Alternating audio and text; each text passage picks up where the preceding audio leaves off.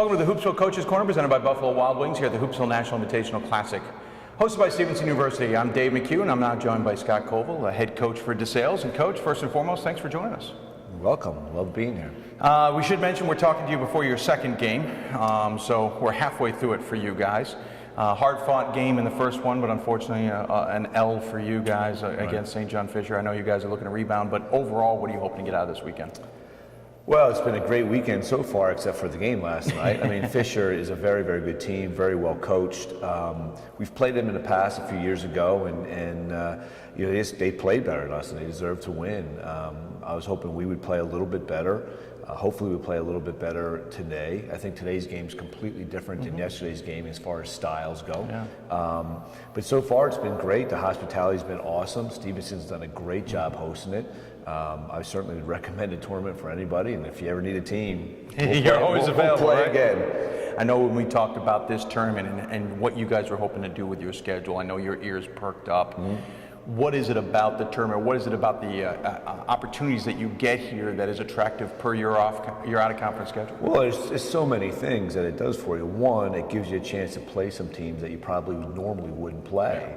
And two, it exposes you to some teams that you wouldn't normally see, like St. Thomas. So we're at the hotel, and I'm talking to the coach at St. Thomas. I just met him, you know, the kid's from Emory, and so that I think is a really, really neat thing. You don't get that a lot. Even the tournaments that we go to are usually regional tournaments. Yeah. And this is something completely different. And I think for our program and for our kids, it's a great experience. I also think obviously it's going to help our strength of schedule, which down the road I think will help. And it's going to help us prepare us for what's really important, which is our conference season coming up. So we have two really good games that we're going to play. Win or lose, I think we're going to be better coming out of here, and that's really the goal. I was going to say, how are you going to use this weekend as you progress, as you get into next week and Thanksgiving and after into December and on into February? How will you use this weekend? Well, I think it's great that we do play two teams with such contrasting styles. And that's going to really challenge us and make us grow as a team. And again, we obviously want to win. We're trying to win. But right now, it's all about us growing and getting better. And because we're playing good teams, because we have to adjust to different styles, it's only going to help us down the road. We look at your conference, it's shifted to the Atlantic region officially. You're obviously in that. We'll talk about the region in a minute. But your conference has been very interesting because there will be one year where Misericordia seems to be the class. Then you guys will reemerge and be at the top of the conference. And you've got other ones like Eastern who are certainly coming along and so on and so forth. It seems like it's a conference that's still trying to kind of feel for its footing and determine really its pecking order. I guess you could say that. I think that the conference has changed because the coaches have changed. I mean, we have gone through a number of coaching changes in the conference just within the last 2 years actually. So I think with that you bring different styles, different recruiting areas, and I think the conference right now is probably as strong as it's been in a long, long time, and probably as balanced as it's been in a long time. It's truly balanced, and I think that's a good thing. That's going to make every game really interesting. It's going to make every game fun. And I'm looking forward to the conference. I think our conference is going to be really good this year. Yeah, it's interesting because even Delaware Valley, you know, is part of that equation. I mean, it's definitely a deep conference, and it certainly makes I got the chance to go see you guys in action last year, and it makes for every game to be competitive. But as a coach, that's got to be a little frustrating too, because when it comes to your out-of-conference schedule, what do you want to do with that to prepare yourself for a wide-open conference? Well, I think the more styles that you can see in the non-conference is going to help you, because I think in the past in our conference it was you kind of get used to the coaches who were there and were there for multiple years, and now as new coaches come into the conference, and I think they're really good coaches. I think we have some very, very good coaches in the conference right now. But it changes how different teams play, and so the more that you can prepare for that, I think the better you're going to be. And that's obviously what we're trying to do is get ready so that in January and February we're playing really good basketball, and we'll be able to adjust either game to game or even in game to what other teams are doing.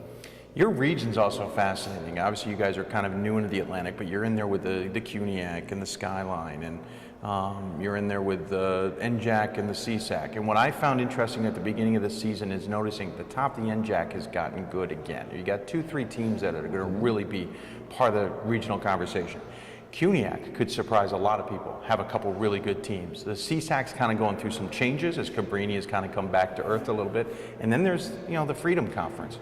How do you see, and you certainly know regions pretty well, and you've been, you've been involved with the whole process. How do you see this Atlantic region shaping up? Is it going to be top heavy, or is it going to be deep for the first time? It's interesting because I've been part of the regional ranking committee in the Mid-Atlantic region a number of times. Yeah.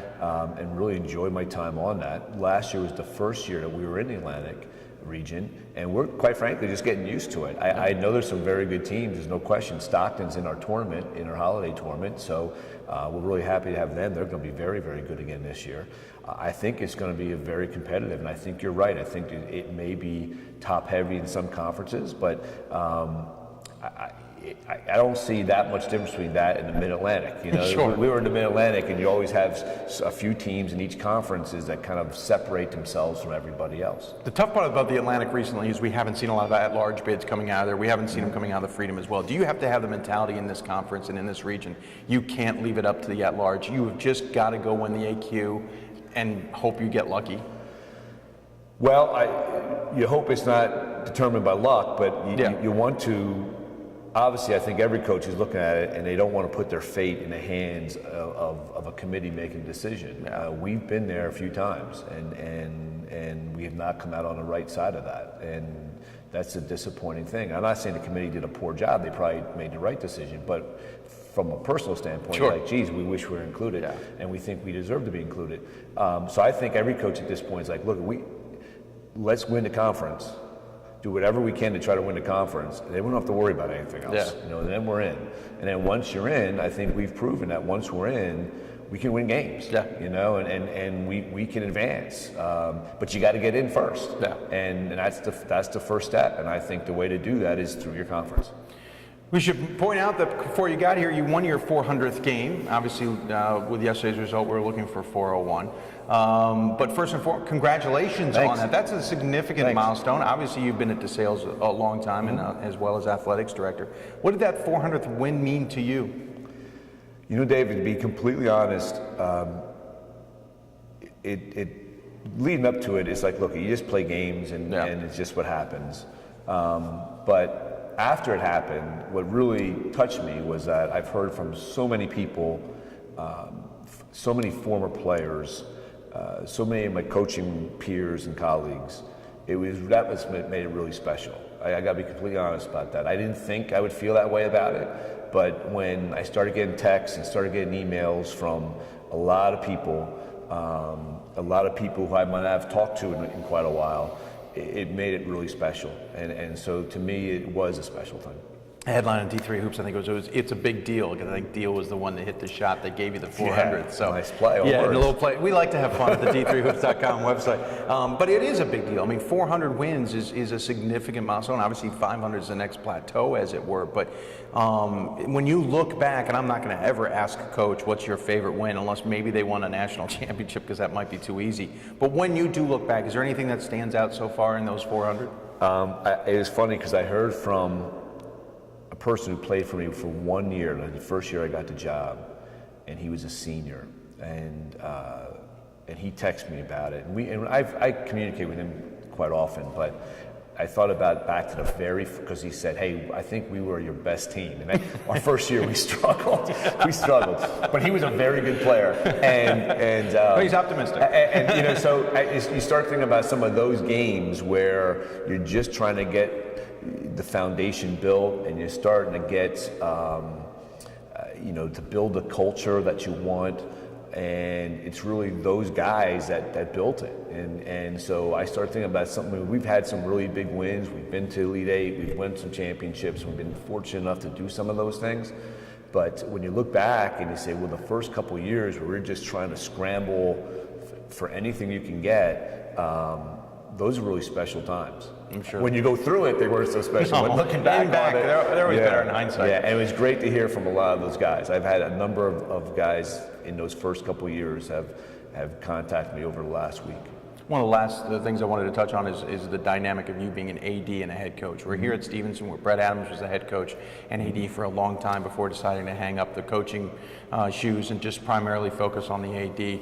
I'm not saying that that's a scenario that DeSales is set up for, but have you considered the thought of that there's one or the other in this? And what I'm prefacing that by saying is this is a evolution in the world of athletics, especially in Division III. It is far more complex than it used to be, and I'm sure you're always trying to figure out the best way to manage your time.